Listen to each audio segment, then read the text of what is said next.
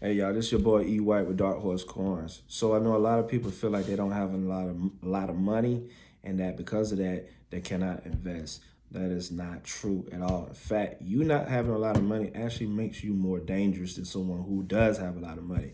The person with a lot of money a lot of times becomes very sloppy, especially in the trading world. So there is a difference between trading and investing. For you, investing is a better suited vehicle, I believe, for the average person because it doesn't take a whole bunch of skills of you learning how to read charts and doing a whole bunch of other technical analysis that you would need to do in trading. Also, trading also requires you to be strong emotionally, and you cannot be led by your emotions when you're a trader.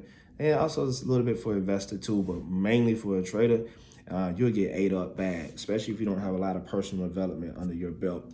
So that's huge. Now, like I said, starting small. You can start small. If you start small, that means you need to find quality. You don't have time. You don't have your margin for error is not that great. So because of that, and because you start small, you're gonna wind up finding quality assets. If you're in the equities market, which is stocks, you're gonna look for companies who really is proven, but they need to be in a growth sector. All right, growth sector means this growth. You look at something like Disney. Disney is not a growth stock.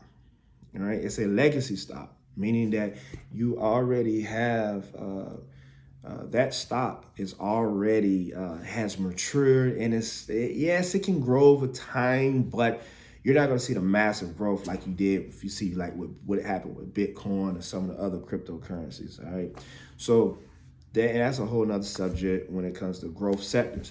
But for the most part, even with crypto, the whole sector itself is in its growth stage, but eventually it'll hit a maturity rate where you're not going to see 600, 500% gains in 1 year. Instead, a healthy year may be like 25%, 30%, but that may be later on down the road. But what you want to be in a market that's growing very fast and rapid, and you want to be in there so you can take advantage. So in the later years, you can be on cruise control and you can live off what we call staking rewards or in the stocks dividends. You see how that rolls, right? So with that being said, start very small. $50. Okay, you can start with $50. Set a goal that you're gonna what? You're gonna grow it. You're gonna flip it 12 times. If you flip it 12 times, you have 2,000. You have $204,800. Okay, so this is right here. All right, so you start with $50 and you're gonna try to double it. So the next one is 100. Then you're gonna try to double that 100, 200, 400, and so on, all the way down to $204,800. Set that goal. You shouldn't be cashing none of this out. Okay. Will you possibly take some setbacks along the way? There's a possibility. Yes. A stock may not do as well, or instead of you flipping it, it may only get 80% gain or whatnot. So you may have to say, you know what, I'm satisfied with that profit. But what you're doing is you're making sure that you're staying true to this. You're gonna give yourself, think of it as like in baseball, you got 12 at bats. Okay. Now, if you get more at bats, that's fine. But try to get to that goal. Okay. Have I done something like this? Yeah, on multiple occasions. Okay, and then when I got better, I put more in. But I've used this style before. Okay, I've turned what is it, $77 and over 30 grand at one point. Okay, now did I have to keep flipping in and out? No, that was just a pure. It was so much growth. It just stayed in. It was just one asset. I haven't even sold any of it yet. All right, so it's it just did good because I just got caught in the growth sector. That is what it is, and that's probably luck, to be honest. But now that I know what I'm doing more of, I can do this. In fact, I'm going to take on this challenge myself. Okay. Now I know most people thinking that, well, I'm just going to follow whatever he get into. It's not going to work like that. I'm not going to do that because I'm not a financial advisor, and I don't want you following in my footsteps. Okay. So it's totally different. But I'm gonna take this challenge on, all right? And I'm gonna do it.